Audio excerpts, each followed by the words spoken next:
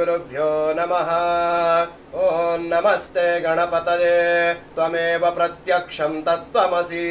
त्वमेव केवलं कर्तासि त्वमेव केवलं धर्तासि त्वमेव केवलं हर्तासि त्वमेव सर्वं खलविदं ब्रह्मासि त्वं साक्षादात्मासि नित्यं ऋतं वच्मि सत्यं वच्मि अवत्वं माम् अववक्तारम् अवश्रोतारम् अवदातारम्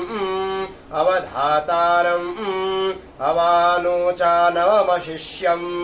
अवपश्चातात अवपुरस्तात अवोत्तरातात अवदक्षिणातात अवचोर्ध्वातात अवाधरातात सर्वतो मां पाहि पाहि समन्तात् तं वाङ्मयस्त्वं चिन्मयः त्वमानन्दमयस्त्वं ब्रह्ममयः त्वं सच्चिदानन्दाद्वितीयोऽसि त्वं प्रत्यक्षं ब्रह्मासि त्वं ज्ञानमयो विज्ञानमयोऽसि सर्वं जगदिदं तत्तो जायते सर्वं जगदिदं त्वत्तस्तिष्ठति सर्वं जगदिदं त्वयि लयमेष्यति सर्वं जगदिदं त्वयि प्रत्येति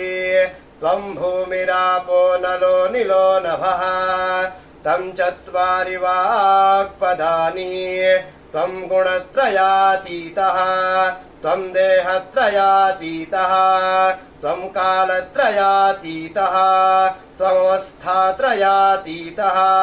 त्वं मूलाधारस्थितोऽसि नित्यं त्वं शक्तित्रयात्मकः त्वां योगिनो ध्यायन्ति नित्यं त्वं ब्रह्मा त्वं विष्णुस्त्वं रुद्रस्त्वमिन्द्रस्त्वम् अग्निस्त्वं वायुस्त्वं सूर्यस्त्वं चन्द्रमास्त्वं ब्रह्म भूर्भुवः स्वरो